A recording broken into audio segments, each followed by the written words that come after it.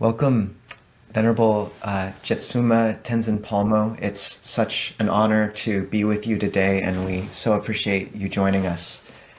So, for those who don't know, Jetsunma Tenzin Palmo was born Diane Parry in England in 1943. Inspired by Buddhism from a young age, she traveled to India in 1964 and was ordained as one of the first Western Tibetan Buddhist nuns by His Holiness the 16th Karmapa and training with the 8th Khamtrul Rinpoche. She subsequently undertook a strict 12-year meditation retreat in a remote Himalayan cave.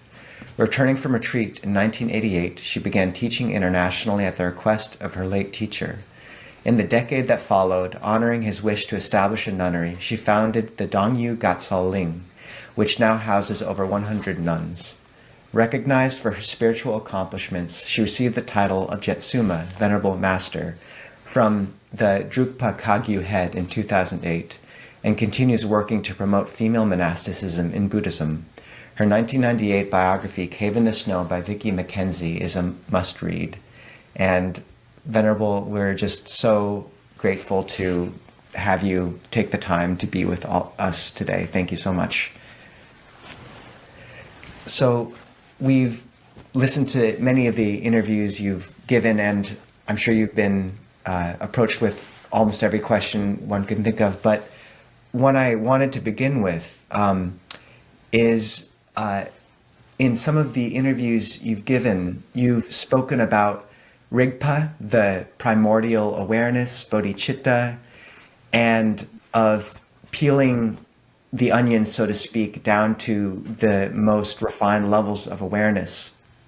And I'm curious, how do you advise practitioners to approach those concepts without reifying them into a new sense of self? And how do you work with or advise people to conceive of and work with those more refined states of consciousness in the mind? Oh, that's a huge question to get started on. Nothing like straight in. Well, I think we should, pay heed to what the Buddha said, that we all have monkey minds, mad monkey minds. And so the first step is to start to tame the monkey. Because even if we should have some breakthrough experience, which some people do, even without practicing, like even in childhood, of recognizing the ultimate nature of the mind, what can you do with it if you're a mad monkey? And so the first thing is to calm the mind and to start to train the mind. By training the mind, we transform the mind. And that transformed mind has the opportunity to transcend the ordinary conceptual, dualistic, egotistic level of our consciousness. So to my mind, even though in the Tibetan tradition, at least in the Nyingma and Kagyu tradition, it's considered that the first thing is to get that initial glimpse. Like if you consider our mind like clouds, then in the monsoon here, thick clouds, month after month, or when you look in the sky, all you see are clouds. And so you think the sky is clouds. But then if we look, keep looking, maybe the clouds will split, come apart for a moment, and then we see the sky. And we realize we are not the clouds, that there is this level of pure consciousness which interconnects us because it's not dualistic, instead of separating us as our dualistic mind does. But the clouds close up again, right?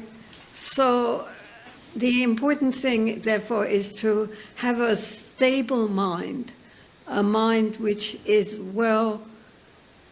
shamatha practice is very important because it clears the mind, it makes the mind one-pointed, it develops our ability to be aware so that the mind is workable, is we can use it. It's instead of, being the main obstacle for our practice, it becomes the practice. And so this is very useful. If our mind is already stable and clear and well directed, then when we do get these glimpses of the pure nature of the mind, we actually can begin to have more frequent glimpses, and also gradually to interconnect that with our whole life, including not just our waking time, but also during sleep. I mean, a Buddha is completely awake and in a state of Rigpa his whole life. That's why he's a Buddha. And even advanced masters would normally say, we're like you, we're just practicing, and would never claim that they are totally, absolutely enlightened. I've never heard any Lama claim to be enlightened. They just say, we're like you, we're, clumping along on the path. I mean, they're a few thousand miles ahead, but they see themselves still as practitioners. Thank you, Venerable. And I've heard you speak about the practice as a sort of like an analogy of the monastery, and how people do get fixated on the roof and the ornamentation, but the importance of digging the foundations and how we need to spend years doing that. And for a layperson who has duties, family, a job, who maybe does have a glimpse of this luminescence, or at least some path forward, but doesn't know how to bring their life in line with it completely, or to cultivate that stable mind in the midst of modernity, what guidance would you give for them?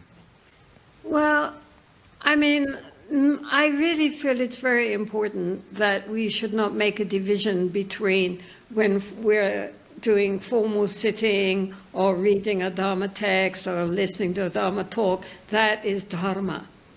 And the rest of our day, dealing with family, dealing with our workplace, dealing with the neighbors, dealing with life, that is worldly activity, and therefore an obstacle to our Dharma practice. If we think like that, then really there's no hope to really transform the mind. And so what we need is to change our attitude and recognize that our daily life is our Dharma practice. One way we can do that, apart from cultivating as much mindfulness and awareness as we possibly can during our day, and also opening our heart to be more kind under all circumstances, is to recognize that the Dharma path is not just about meditation. I mean, you have the Noble Eightfold Path, you have the Paramita. All of these, meditation is just one part. There are all these other qualities.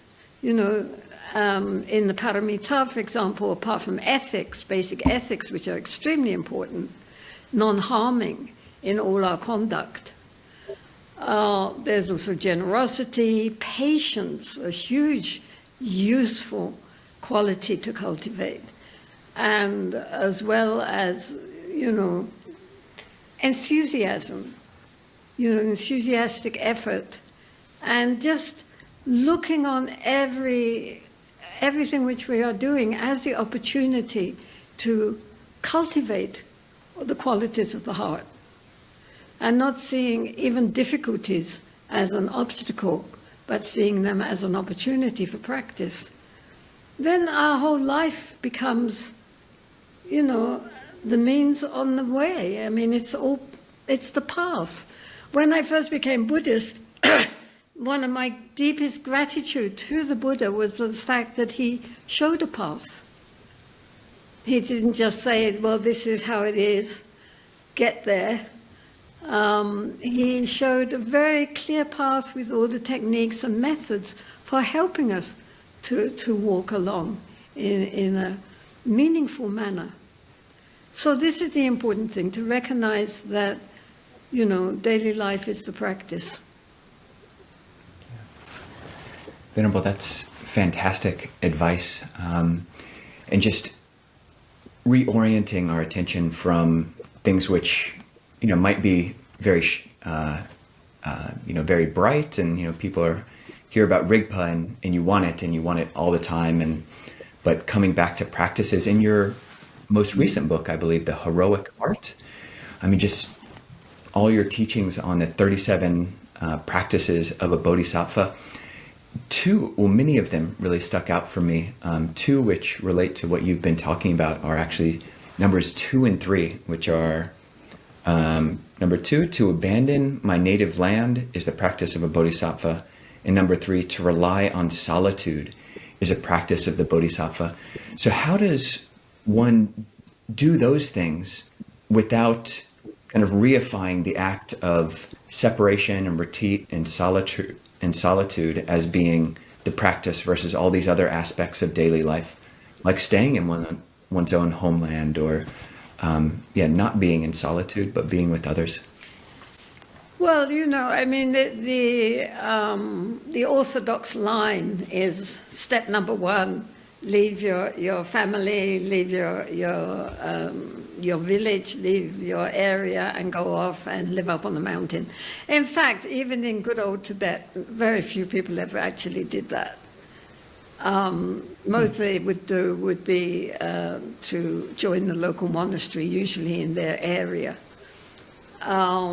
But I think that this is actually almost a drawback, because in Buddhism, always the lay people's main role is to support the monastics, who are the professionals.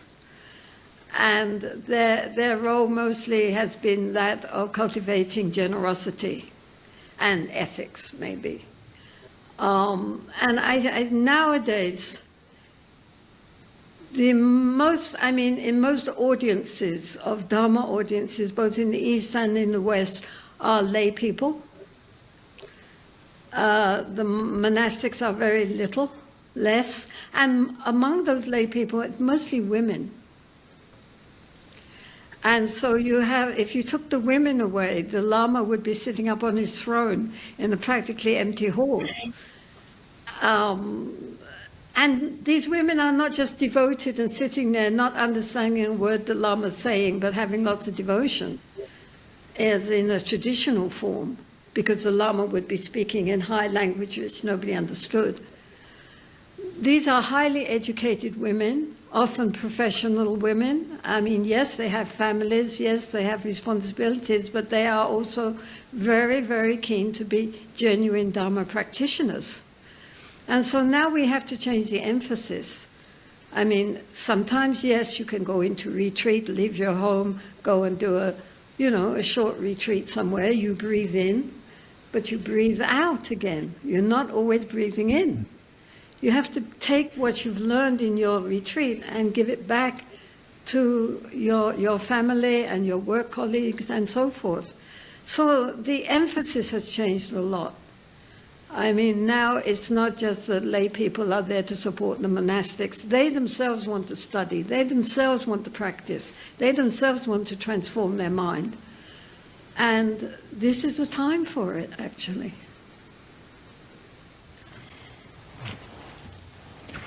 I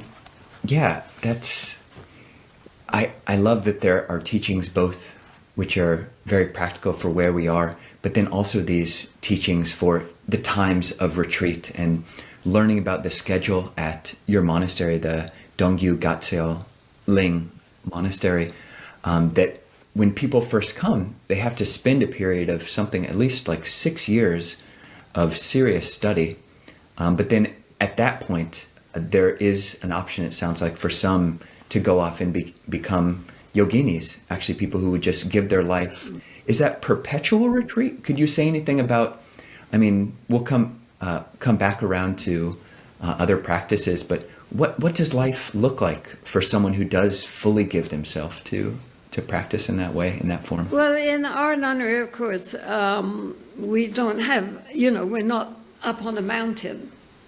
And so the retreat center, which is in 2 parts, but with a corridor connecting them, they're just rooms around a central open courtyard. with a shrine room. And so the nuns see each other. They don't see nuns outside.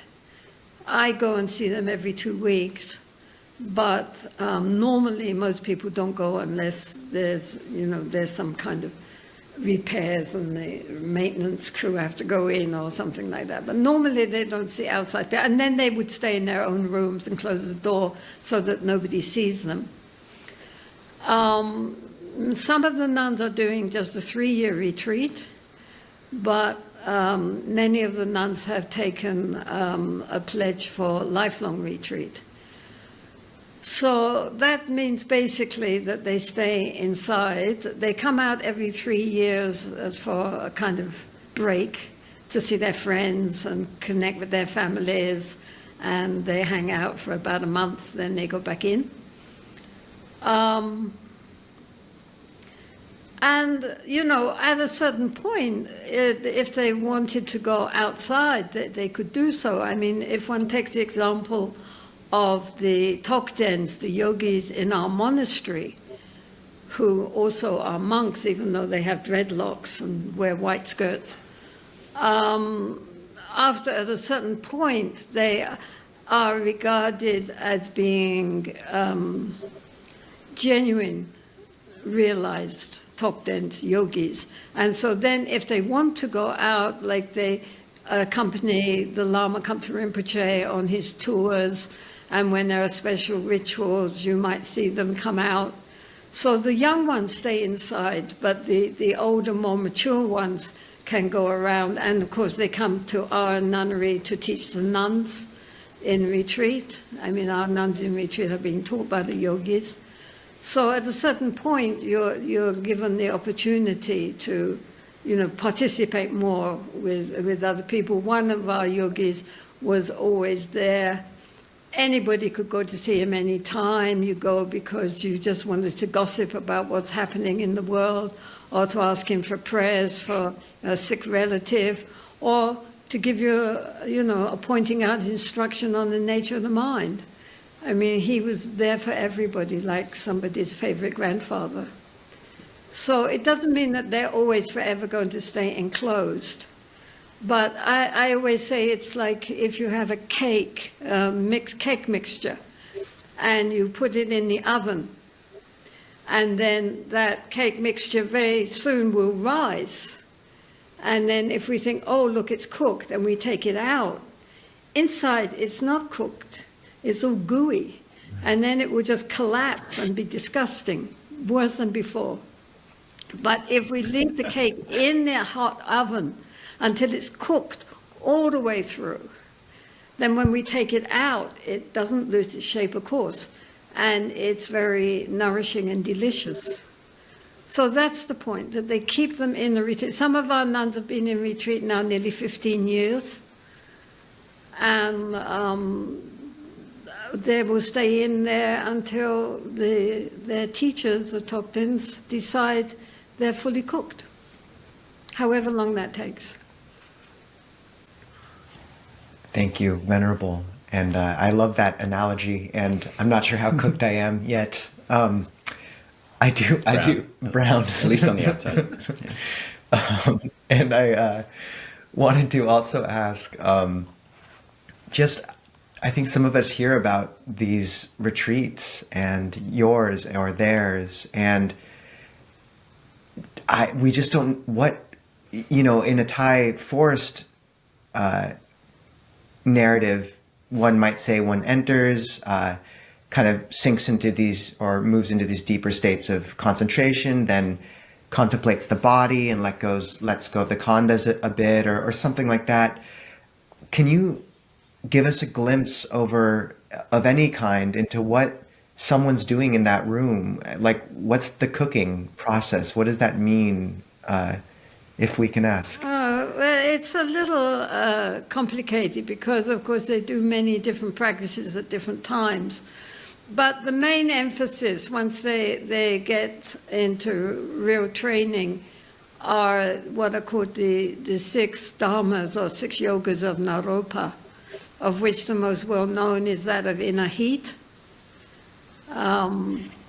where, in the winter they dry wet sheets, in Tibet especially. You see all the steam coming up from their sheets, and how many sheets you dry within a certain amount of time. And there's a nunnery in Tibet where they're especially famous for their tummo. And it's still a very alive tradition. So anyway, but it's not intended for drying sheets. It's intended for opening up the central channels and all the chakras and creating great bliss, which is then united with the realization of emptiness. And that is a powerful way of recognizing the nature of the mind. So yes, and also they do, of course, what is called Mahamudra meditation, which is, again, for recognizing the nature of the mind and cultivating pure awareness. So the two, one is a very structured practice in which you're visualizing yourself and all the inner chakras and so forth, and the other is a very non-constructual, open awareness type meditation. So the two balance each other.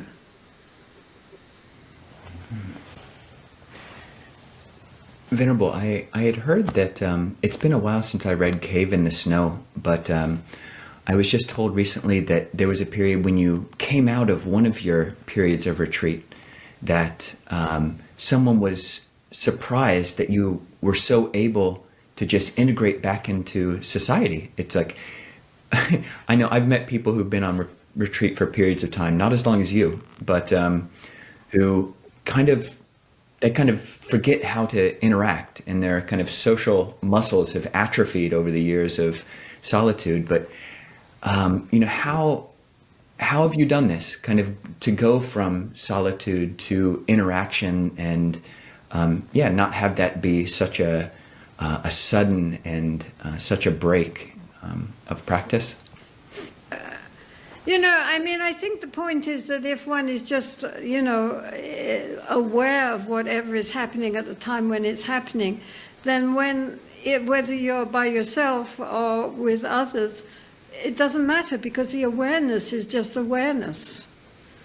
I think that the problem for many people when they're in retreat is that they get very focused on one point, right? And so then when you're outside and there are many, many things happening, many objects coming into your consciousness, instead of just that one object which you've been focusing on, then people get, it all kind of falls apart.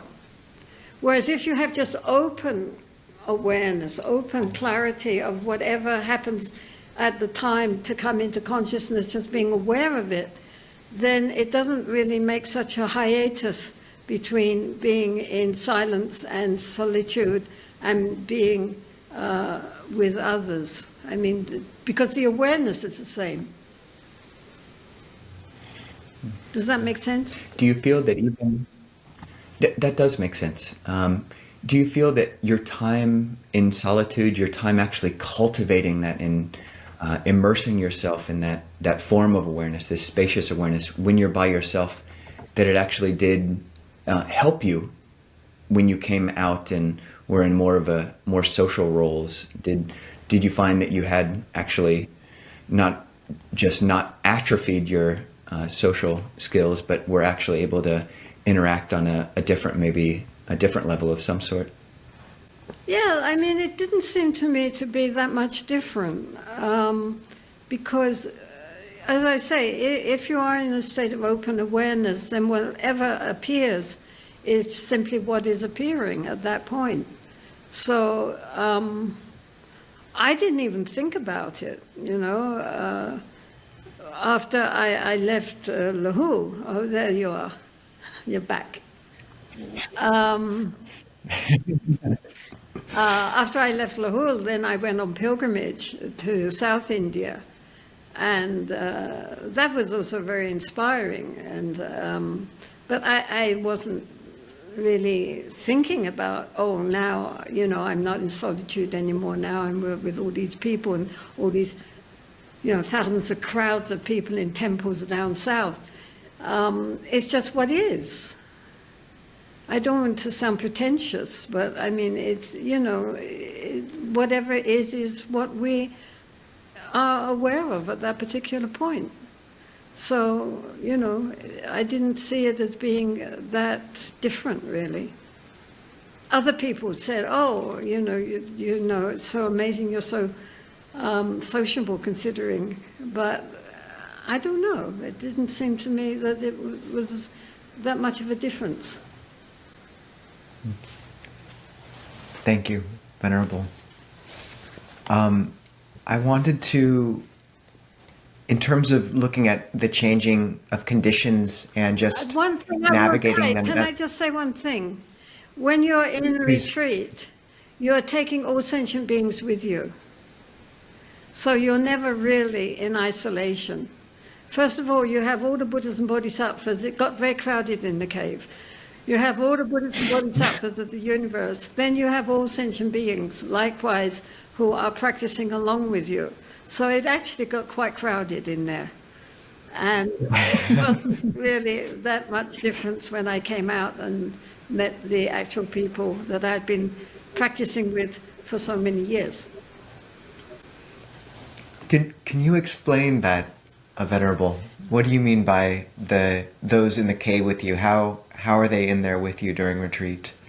Well, first of all, the feeling that even though one cannot see them, one is surrounded by very positive energy, which in the Mahayana is seen as Buddhas and Bodhisattvas.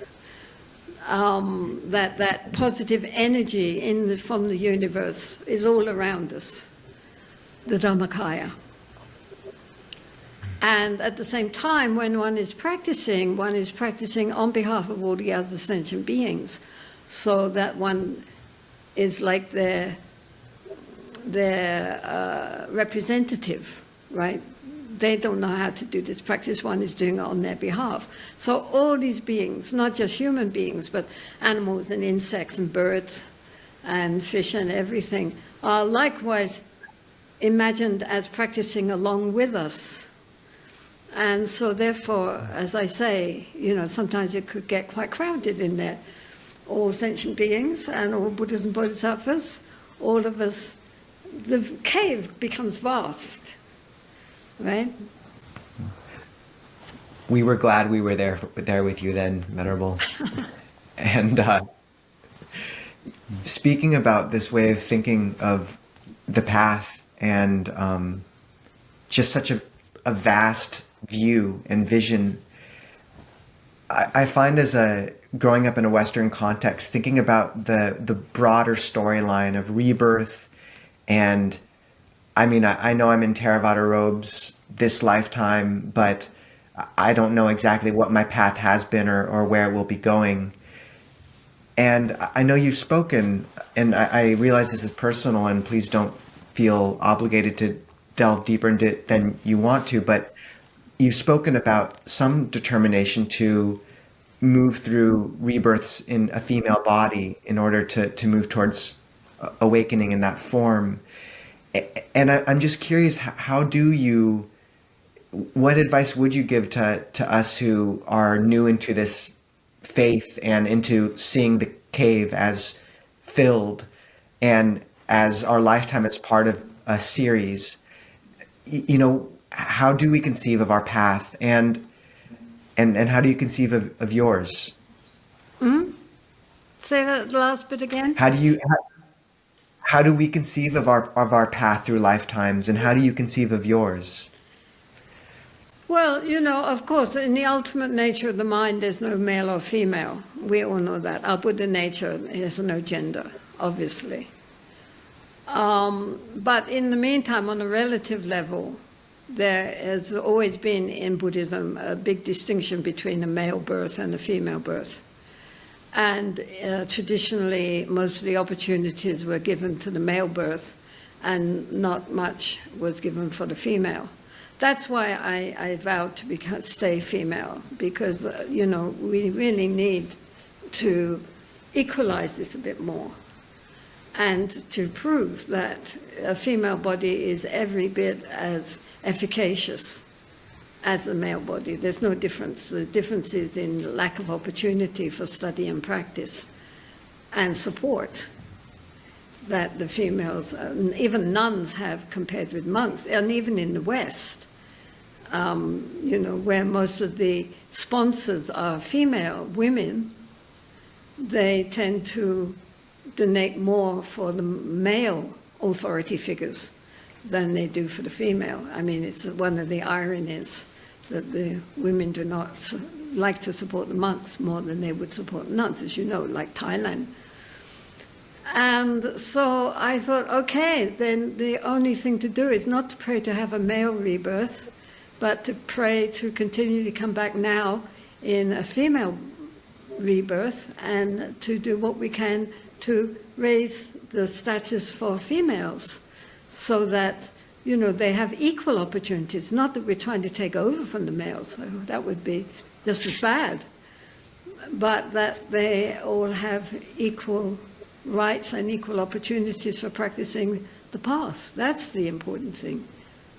Otherwise, for traditionally, there's been many difficulties, and that's why they all pray to come back. Nowadays, I have actually known 2 Tibetan monks who told me that they were praying to come back in a female form because they wanted to join nunnery, and they thought nunneries were nicer than the monasteries. Venerable, what in terms of that trajectory, what is your feeling about the state of the Bhikkhuni and Bikshuni Sangha right now? How and what does the monastery look like where you are? Well, to my mind, it has been very interesting insofar as once the idea, traditionally, Tibetan nuns were not educated. And they didn't study philosophy, they didn't debate, they were not teachers. And although they were very devoted, their opportunities for advanced practice was very limited. But nowadays that's all changed. And once the idea came that actually these women were really quite intelligent and definitely very diligent and focused, and the monks began to teach them philosophy and debating, then everything changed. And the monks themselves have been incredibly kind and diligent in teaching the nuns and handing over everything what they can to the nuns. And everybody agreed this was a wonderful thing, and there's been now, in the last 25, 30 years, a tremendous change. And now, of course, there are nuns who are Geshe-ma in our nunnery. Very soon, 4 of our nun teachers will become Kenmo, which is the Kagyu equivalent of Geshe-ma, and like professor. And they'll be enthroned by our Lama Khamtrul Rinpoche. And so everybody's happy. Everybody rejoices. Wonderful, very well-trained nuns now, very diligent, very intelligent, becoming teachers. But when it comes to full ordination, the Bhikshuni ordination, again you hit a stone wall. And just recently I was on a pilgrimage with 10 of our nuns and a group of American women following the footsteps of Mahaprajapati Gautami, who of course was the Buddha's aunt and foster mother and the first Buddhist nun. And she walked barefoot 400 kilometers from Kapilavastu to Vaishali, following the Buddha, with her 500 Shakya ladies. And the problem she had persuading the Buddha to ordain them and allow them to go forth from home to homelessness. And he kept saying no, as you know. I mean, we don't know why he originally said no. Don't ask now, don't ask. My feeling is because at that time it was still very early years, and the monks were not living in monasteries or in settled places. They were sleeping under trees and just begging for alms. And while that was okay for the boys, it was not okay for women, It was, and the Buddha, how could he take responsibility for them? You know, they could so easily be harmed, and sometimes they were. So I think that this was his hesitation. He couldn't take responsibility for all these ladies, most of them court ladies, right? They weren't just village girls even. They were, you know, ladies who had lived a very pampered life. And now suddenly they were barefoot, wearing rag robes, and presumably going to be willing to live under, you know, out in the open. Totally unprotected. So I think that this was his main, I mean, we don't know what his main objection was, but anyway, eventually, of course, he did give the ordination. But also, all through the years, there's been this resistance.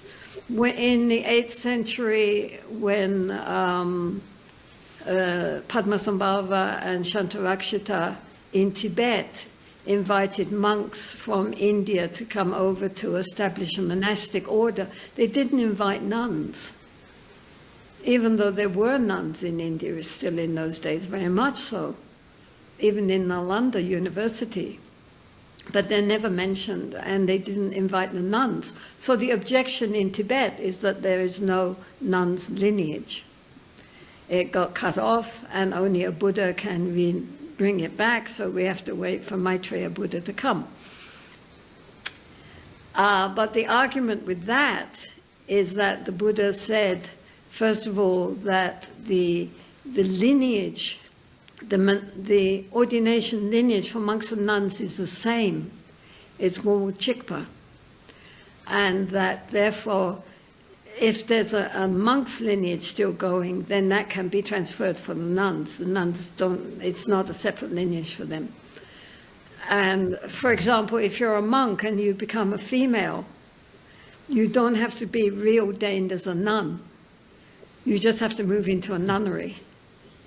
Your ordination as a monk is valid also if you become a nun. And also the Buddha, as you know, said, "O monks, in the absence of fully ordained nuns, I allow you to ordain nuns." So this is what is happening now. I mean, they've been researching it and debating it for years, for the last 30 years, and they still haven't come to any decision. But the head Lama of the monastic order in Bhutan last year, for the first time, ordained 142 nuns and gave them Bhikshuni ordination. And he said, let's stop talking about it. All this just going round and round and round, we'll do it. So, of course, Bhutan is a feudal kingdom with great respect for their royal family. So when the king wrote a letter commending that this should happen, and then he came and gave an uplifting talk to the nuns and all the royal family, saying sadhu, sadhu, sadhu, and the head of the head patron of the Bhutanese Nuns Association is the Queen Mother. So for them, it's fairly easy. You know, they have the commendation of the royal family plus the monastic order, so the nuns feel safe and protected. But in Tibet and in exile here in India and Nepal, there's a lot of opposition against nuns taking full ordination. And so therefore the nuns feel, you know, they need to have the lamas giving their approval. And if the lamas say, oh, too many rules, how will you keep them all? And it's not necessary, you're educated now, why bother with all this other stuff? And then they say, "Oi lasso, lasso," and you know, they don't stand up to recognize the benefits of taking full ordination. So, I mean, in all Buddhist in the Theravadan countries, the same problem, that there's a lot of opposition and criticism from the high-ups. I mean, ordinary monks and maybe younger monks are open to the idea, but those in authority are terrified of losing even a small amount of their own authority. I don't know what they're afraid of.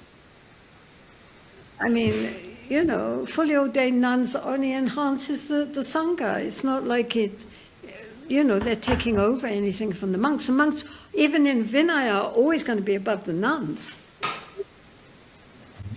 And you yourself, you were ordained by the Karmapa, but then you actually went and got ordination in the Chinese lineage, is that correct? Yes, I mean, I first took my going forth ordination from my Lama Khamtrul Rinpoche, and then a few years later I went to Sikkim to get the novice Shramanayaka ordination from Karmapa. Then in 73 I went to Hong Kong and received the ordination there. Because, it was obvious that Tibetans were never going to get themselves together. So in the meantime, when I took the Shramanayaka ordination from Karmapa, my only regret was that one was stopping halfway, and how sad that one could not go beyond that.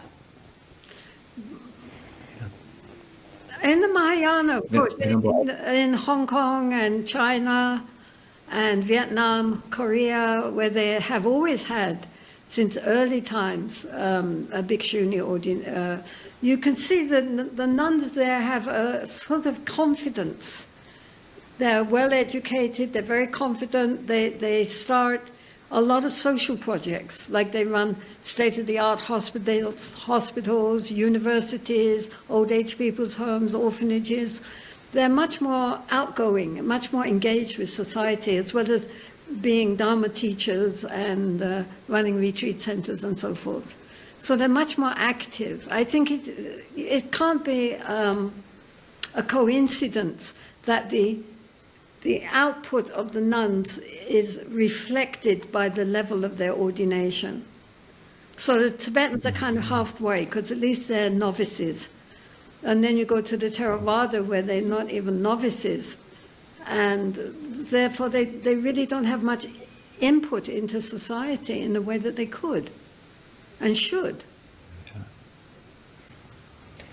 Yeah, it's great that there are these different models. I mean, I hadn't visited your nunnery's website before, but the Dongyu Gatsal Ling nunnery website, it's quite beautiful. We'll put the link in the notes. But just reading about the life of the nuns there is impressive. One thing which you mentioned, which we really know nothing about, is actually the aspect of debate. That's something I wanted to ask you about.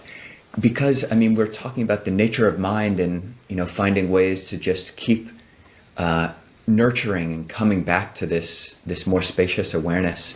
But for myself, attending this Mahayana university that I'm at, I'll say that, it's the times when I'm in debate with, Mahayana, my fellow Mahayana students, that I'm like least connected to any kind of more spacious awareness. And what role does what role does a debate serve in a spiritual life? How do you make that a spiritual vehicle?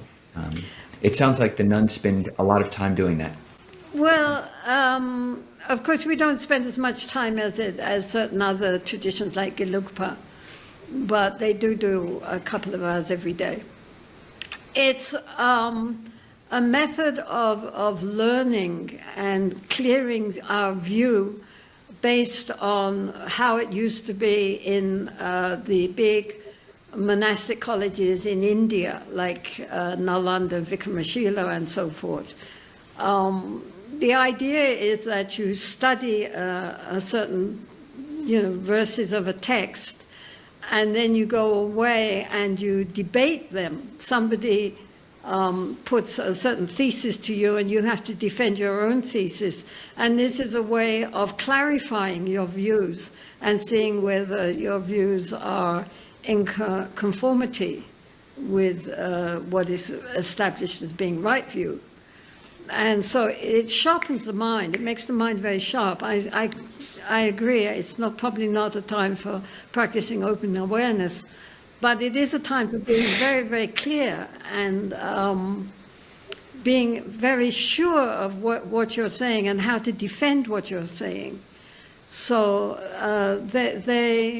They really enjoy it. I mean, traditionally, it was considered that nuns would not be able to do such a thing. You know, they couldn't study Madhyamika philosophy and so on, and logic, and paramitas and things like this, because their poor little brains would just boil over if they had to think too hard.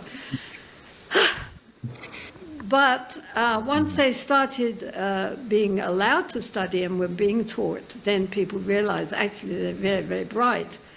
And also the idea that debate was too aggressive, and, you know, these sweet, gentle young girls, how could they possibly, you know, be debating? They had no idea what women are really about. Just recently, well, a year ago now, 100 monks came from our monastic college down the road. Our Lama lives in a monastery down the road, and they have a large monastic college. And so 100 monks came for the day to debate with the nuns. And Whoa. basically Pay-per-view? the nuns won. And their teachers, including their male teachers, were so pleased because, yeah, you know, and the monks were very good about it. Everybody was laughing, and, you know, it wasn't aggressive at all. But the nuns are bright, you know, and it sharpens your mind. You can't have woozy thinking, right? You have to be very clear exactly what you're trying, the point you're trying to make, and the point you're trying to defend or attack. And so it makes your philosophical view very clear. And sometimes also different traditions debate each other, because they sometimes have slightly different philosophical view. And so they also debate each other. It's not, you know, in any way kind of, as I say, it's not aggressive, but it does make your ideas, you have to know what you're thinking and be able to defend it. So that was why it became very, I mean, Tibet's the only country, Buddhist country, which has maintained this ancient process. The reason for it, I think, is that in the old days, you know, these big monasteries were supported by the kings, who allotted certain villages to, you know, support these monasteries. So it's very important that you kept the king on your side. And the king, and at that time also in India, many, many different, you know, Hindu groups and other Jain groups and many other different, many different views. And so they would organize these public debates where, and that time it was serious, because whoever won got the support of the king. And if you lost the support of the king. So it was, in those days, quite serious. You really had to know how to debate properly and uphold your view. So from that, it was imported into Tibet and has been maintained up to the present day.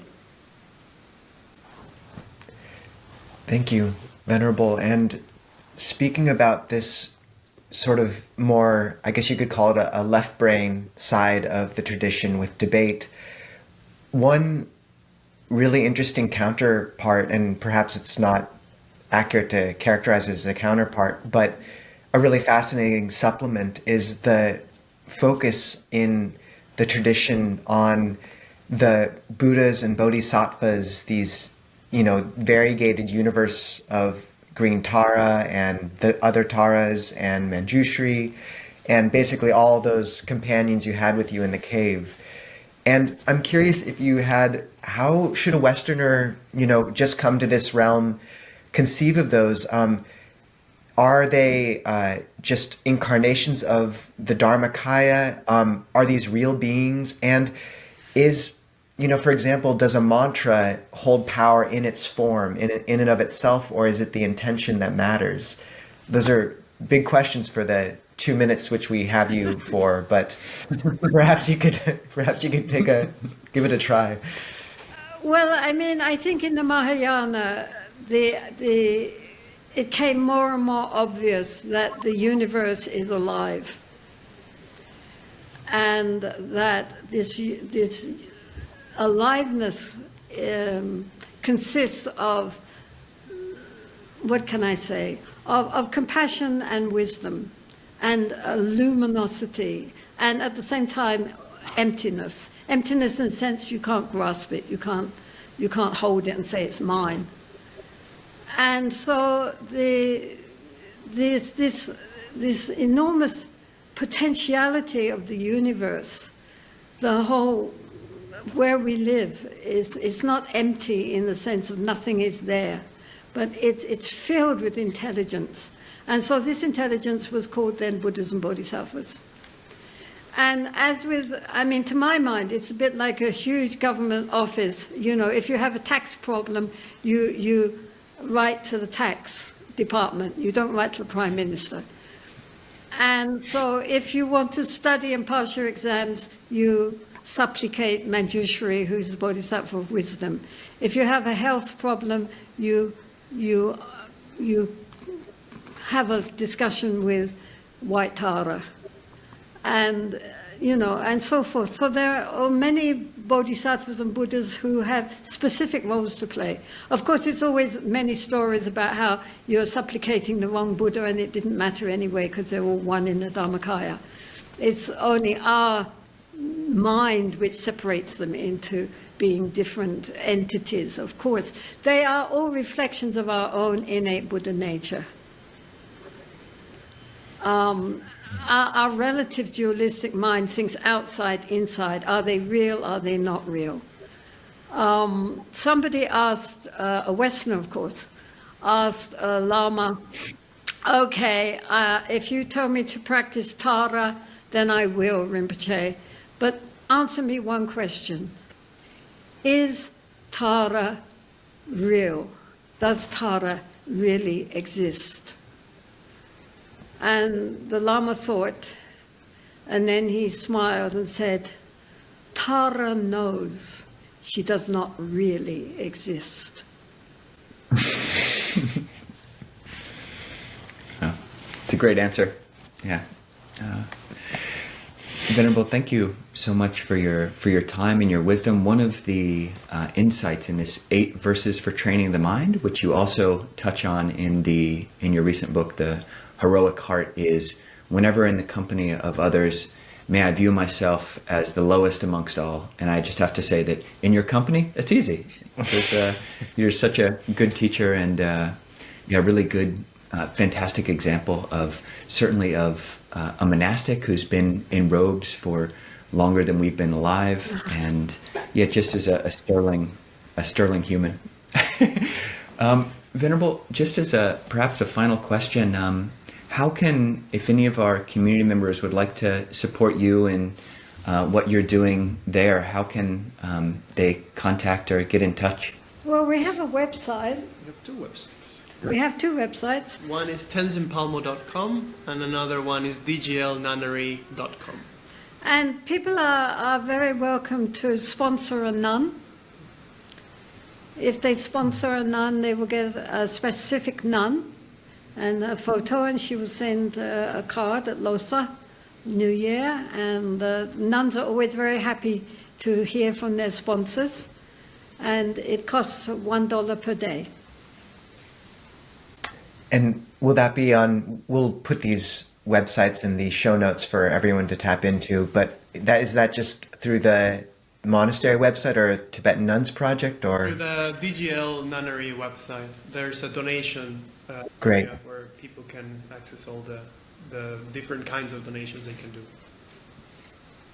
We'll put that, and Venerable, if you're near Seattle, please come and visit us. Thank you. Thank you. And wonderful. I rejoice to see you both.